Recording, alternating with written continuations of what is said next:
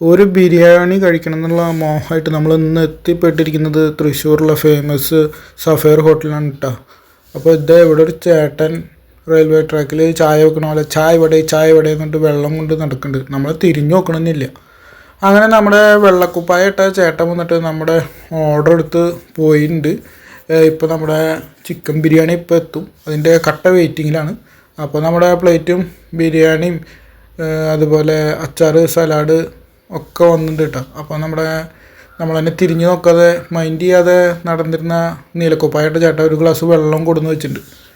നല്ല തിക്കായിട്ടുള്ള സലാഡാണ്. അതുപോലെ അച്ചാറും നല്ല ചൊകാന്നിരിക്കുന്നുണ്ട്.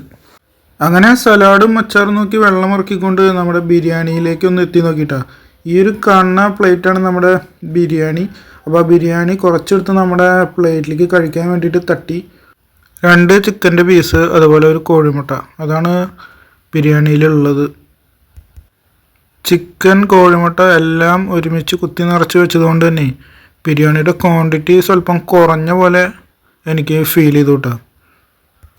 നമ്മുടെ ഭാഗ്യത്തിന് നമുക്കൊരു ലെഗ് പീസ് കിട്ടിയിട്ടുണ്ട് കേട്ടോ.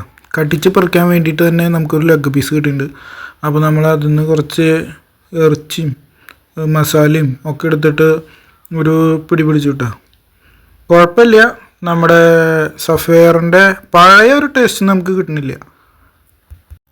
പണ്ടത്തെ ബിരിയാണിയുടെ ഒരു ടേസ്റ്റ് വേറെ തന്നെയായിരുന്നു. ആ ഒരു ടേസ്റ്റിൽ ചെറിയൊരു വ്യത്യാസം വന്നിട്ടുണ്ട്. പക്ഷേ ഒരു 1 മണിക്ക് ആകുമ്പോണ്ടല്ലോ ഇവിടെ ഭയങ്കര തിരക്കായിരിക്കുക. സഫയറിലെ ബിരിയാണിക്കൊരു ഫാൻ ബേസ് ഉണ്ട് നമ്മുടെ തൃശ്ശൂർ. അത് എടുത്തു പറയേണ്ട ഒരു കാര്യം തന്നെയാണ്. ഒരു 1 മണിക്ക് ആയി കഴിഞ്ഞാൽ നല്ല തിരക്കായിരിക്കും ഇവിടെ. നമ്മൾ ആ ചിക്കൻ്റെ പീസ് കടിച്ചു പറിച്ചു, അതുപോലെ കോഴിമുട്ട കഴിച്ചു. ഇതിൻ്റെ ലൊക്കേഷൻ വരുന്നത് നമ്മുടെ തൃശ്ശൂർ KSRTC സ്റ്റാൻഡിൻ്റെ തൊട്ടടുത്ത്. 230 രൂപയായിട്ടാണ് ഈ ഒരു ബിരിയാണിക്ക് വരുന്ന പ്രൈസ്. കാലത്തിൻ്റെ വ്യതിയാനം അനുസരിച്ച് ടേസ്റ്റിൽ ചെറിയ വ്യത്യാസങ്ങൾ വന്നിട്ടുണ്ടെങ്കിലും ഒരു പ്രാവശ്യമൊക്കെ നമുക്കൊന്ന് ട്രൈ ചെയ്യാൻ പറ്റിയ ഒരു സ്പോട്ട് തന്നെയാണ് നമ്മുടെ സഫയർ ഹോട്ടൽ കേട്ടോ. അപ്പോൾ നമുക്ക് മറ്റൊരു വീഡിയോയിൽ കണ്ടുമുട്ടാം. അതുവരേക്കും ബൈ.